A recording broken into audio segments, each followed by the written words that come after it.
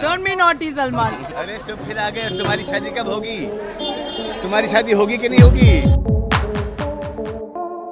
दोस्तों, हम सभी की ये मान्यता है कि जोड़ियां ऊपर से बनकर आती हैं और हिंदू धर्म में तो ऐसा माना जाता है कि एक लड़की और एक लड़का शादी के बाद 7 जन्मों तक एक दूसरे के पति पत्नी रहते हैं। लेकिन जब हम अपने बॉलीवुड के रियल लाइफ हस्बैंड वाइफ को देखते हैं तो कहीं ना कहीं हमारे मन में डाउट होता है कि क्या वाकई में ये दोनों 7 जन्मों तक पति पत्नी रहेंगे, क्योंकि हमारे बॉलीवुड में तो कई जोड़े ऐसे भी हैं जो एक नहीं बल्कि कई शादियां कर चुके हैं या जिनकी उम्र में काफी अंतर है। लेकिन इनमें जो एक खास बात है वो ये है कि इन एक्टर एक्ट्रेस ने अपना लाइफ पार्टनर ढूंढने में सबसे ज्यादा ध्यान उनके जिंदगी के बैलेंस से ज्यादा उनके बैंक बैलेंस पर दिया है। तो इसी बात पर आज के अपने वीडियो में हम आपको बॉलीवुड की कुछ ऐसी ही जोड़ियों के बारे में बताने जा रहे हैं जिनकी जोड़ी भले ही उतनी मैच ना करे लेकिन शादी के बाद ही माला माल जरूर हो गए हैं। तो इसी बात पर देर न करते हुए चलिए शुरू करते हैं आज की इन अटपटी जोड़ियों से भरे इस एपिसोड को।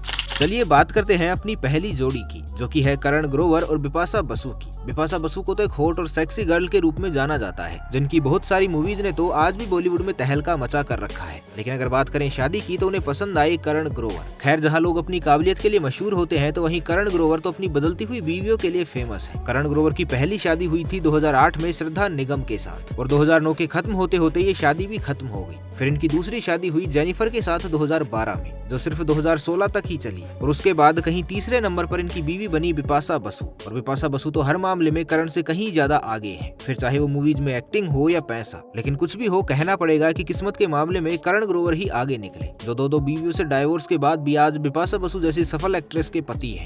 तो चलिए दूसरे नंबर पर बात करते हैं बॉलीवुड की एक जमाने की मोस्ट ब्यूटीफुल और चार्मिंग हीरोइन जूही चावला की। जूही चावला के गालों में पड़ने वाले डिम्पल किसी को भी अपनी तरफ आकर्षित कर लेते हैं, लेकिन जूही चावला आकर्षित हुई जय मेहता से। आपको बता दें कि जय मेहता एक बहुत ही बड़े बिजनेसमैन है जिनके पास बेशुमार दौलत है और जूही चावला इनकी पहली नहीं बल्कि दूसरी पत्नी है। और इन सबको अगर इग्नोर कर भी दें तो भी जूही चावला जय मेहता से ज्यादा नहीं, सिर्फ 12 साल ही छोटी है। हालांकि जय मेहता का एक्टिंग से दूर दूर तक कोई भी वास्ता नहीं है और न ही इन्हें फिल्म इंडस्ट्री में कोई दिलचस्पी है। लेकिन बस एक बात जय मेहता में ऐसी है जो उन्हें बहुत खास बनाती है और वो है उनकी बेशुमार दौलत। और शायद इसी एक खास बात ने ही जूही चावला को भी जय मेहता की तरफ आकर्षित किया और इसी दौलत ने ही जय मेहता के आगे बॉलीवुड के सारे हैंडसम हीरोज को भी फेल कर दिया।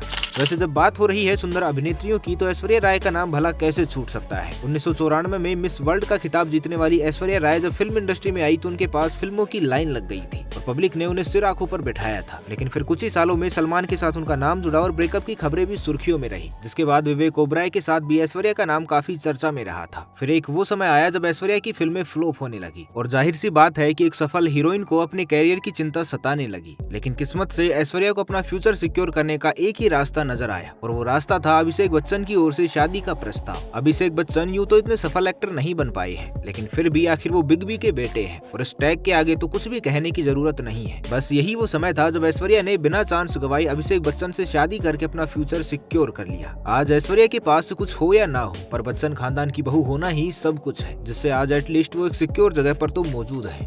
अब जहाँ अमीरी और ठाट बाट की बात आए वहाँ पर अंबानी खानदान सबसे आगे नजर आता है। जो लोग मुंबई घूमने जाते हैं वो अंबानी का घर एक बार जरूर देखना चाहते हैं और न जाने कितने ही लोग तो इसके आगे खड़े होकर सेल्फी लेने में अपने आप को खुशनसीब समझते हैं। और तो और अंबानी के घर में काम करने वाले 4th क्लास एम्प्लॉय भी अपना अलग ही रुतबा रखते हैं, जिनके नखरे शायद हमारे और आपसे भी ज्यादा होंगे। भाई, अंबानियों की शान ही सबसे अलग है और इसी शानो शौकत से आकर्षित हुई बॉलीवुड हीरोइन टीना मुनीम। टीना मुनीम एक जमाने में काफी नामी हीरोइन थी और इनका नाम इनकी सफल फिल्मों के कारण तो ज्यादा नहीं हुआ, बल्कि इनके अलग अलग हीरो के साथ अफेयर के कारण ज्यादा चर्चा में रही थी। टीना के अफेयर के चर्चे राजेश खन्ना और संजय दत्त के साथ लोगों की जुबान पर काफी लंबे समय तक रहे, लेकिन दोनों ही हीरोज के साथ इनका प्रेम असफल रहा और इसी सब के चक्कर में इनके हाथ से अच्छी अच्छी फिल्में भी निकलती गई, जिस वजह से टीना को अपना फिल्मी कैरियर खतरे में नजर आने लगा। लेकिन तभी टीना के मन को भाए उस समय के सबसे सफल और फेमस बिजनेसमैन अनिल अंबानी, जो धीरूभाई अंबानी के बेटे थे। और अनिल अंबानी भी टीना मुनीम को बेहद पसंद करने लगे थे। बस फिर क्या था, टीना भी इस मौके को हाथ से जाने नहीं देना चाहती थी, क्योंकि अंबानी खानदान के आगे तो लड़कियों की लाइन लगी रहती थी और बिना देर करते हुए टीना ने तुरंत ही शादी के लिए हाँ कर दी। ये एक मिसाल है कि कैसे किस्मत आपकी दुनिया पलट सकती है। कहा तो टीना राजेश खन्ना और संजय दत्त जैसे हीरो के पीछे पड़ी थी, लेकिन उनकी किस्मत में तो अंबानी खानदान की बहू बनने का सौभाग्य लिखा था, जिस वजह से भले ही आज अनिल अंबानी की स्थिति थोड़ी जर्जर है, पर अपनी रईसी में इन्होंने कम मजे नहीं लिए हैं।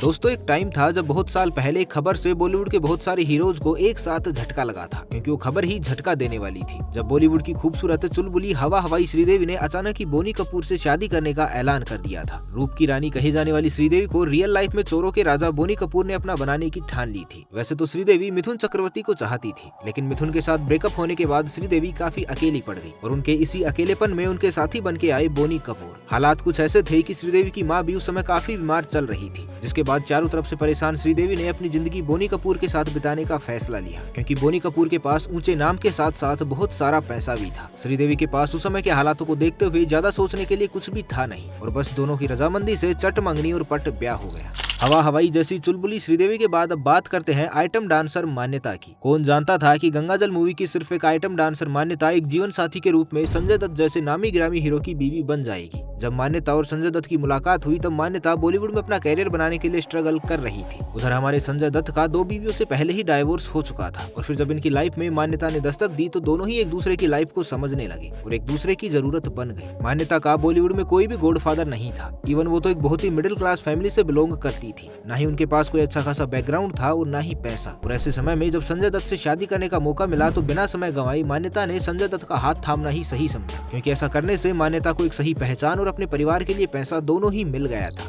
चलिए अब रुख करते हैं बॉलीवुड की बिंदास लेडी डायरेक्टर और कोरियोग्राफर फराह खान की ओर। इनके बारे में ज्यादा कुछ बताने की जरूरत तो नहीं है, क्योंकि फराह खान ऑलरेडी पूरी फिल्म इंडस्ट्री में अपना नाम ऊंचाइयों तक ले जा चुकी है और ये कई रियलिटी शोज में भी पिछले कई सालों से जज बनकर भी आ रही है। लेकिन सच बताऊं तो मुझे भी नहीं पता था कि आखिर फराह खान का पति है कौन, और शायद आप में से भी कई लोगों को इनके पति का नाम तक भी नहीं पता होगा। तो इनके पति का नाम है शिरीष कुंदर और फराह और शिरीष की उम्र में पूरे 8 सालों का अंतर है। मतलब इनके पति शिरीष इनसे पूरे 8 साल छोटे हैं। और एक और जहाँ फराह खान ने बॉलीवुड में एक से एक टॉप सुपरहिट मूवीज दी हैं, तो वहीं इनके पति फिल्म मेकर शिरीष कुंदर को अपनी पहली ब्लॉकबस्टर मूवी का इंतजार है। शिरीष बॉलीवुड में आने से पहले एक इलेक्ट्रॉनिक इंजीनियर थे और मोटोरोला कंपनी में काम करते थे। कंपनी में 4 साल तक काम करने के बाद शिरीष ने इंडस्ट्री बदली और बॉलीवुड में किस्मत आजमाने के लिए आ गए। शिरीष ने फिल्म इंडस्ट्री में एडिटर के तौर पर काम शुरू किया था, जिस वजह से शिरीष कुंदर और फराह खान की पहली मुलाकात मैं हूं ना के सेट पर हुई थी। उस वक्त किसी ने भी ये नहीं सोचा था कि ये दोनों कभी शादी करेंगे, लेकिन अचानक एक दिन शिरीष ने फराह को प्रपोज कर दिया, जिसके लिए फराह भी मान गई थी। अब शिरीष ने ऐसा क्यों किया इसका अंदाजा तो हर कोई लगा ही सकता है। अब भले ही शिरीष को सफलता मिलने में कितना ही टाइम क्यों ना लग जाए, पर कम से कम उनकी फैमिली की फाइनेंशियल कंडीशन तो फराह की बदौलत हमेशा सही ही रहेगी। अब जब फिल्म डायरेक्टर की बात छिड़ ही गई है तो हमारी इंडस्ट्री के सबसे बोल्ड डायरेक्टर अनुराग कश्यप के बारे में भी थोड़ी चर्चा कर ही ली जाए। अनुराग कश्यप बॉलीवुड फिल्म इंडस्ट्री के फेमस राइटर और डायरेक्टर भी हैं और साथ ही बड़े ही रंगीन मिजाज के भी माने जाते हैं। अनुराग कश्यप के लिए लड़कियों से दोस्ती करना कोई बड़ी बात नहीं है और दोस्ती किस हद तक आगे बढ़ जाती है इसकी खबरें आए दिन मैगजीन में पढ़ने को मिल ही जाती है। ऐसे ही मिलते जुलते कैल्की कोइचलिन जो बॉलीवुड की कई फिल्मों में नजर आ चुकी है, वो भी अनुराग कश्यप की दिलकश अदाओं की कायल हो गई थी। दिलकश अदाओं के अलावा अनुराग की रेपुटेशन और पैसे ने भी कैल्की को इतना इम्प्रेस किया कि वो उनसे शादी करने के लिए तैयार हो गई। फिर क्या था, साल 2011 में इन दोनों ने फेरे लिए, लेकिन 4 साल बाद 2015 में डाइवोर्स के बाद इन दोनों ने एक दूसरे से मुंह भी फेर लिया। खैर कोई बात नहीं, कम से कम कैल्की ने अपने मनपसंद इंसान से शादी तो की, भले ही वो शादी बहुत कम समय के लिए ही टिक पाई हो, लेकिन फिर भी आज कैल्की की नेट वर्थ $6 मिलियन से भी ज्यादा है और ये एक बच्चे की माँ भी है। तो दोस्तों ये थे हमारे बॉलीवुड के कुछ ऐसे जोड़े जिन्होंने न केवल अपना जीवन साथी चुना बल्कि जीवन साथी के रूप में अच्छी खासी पहचान और पैसे को भी उतना ही महत्व दिया। तो आपको इनमें से कौन सी जोड़ी सबसे ज्यादा अटपटी लगी हमें नीचे कमेंट करके जरूर बताइएगा। बाकी आज के लिए बस इतना ही, मिलते हैं एक नई वीडियो के साथ, तब तक के लिए खुश रहे, मस्त रहे, हंसते रहे, भगवान करे आप सभी का दिन शुभ हो।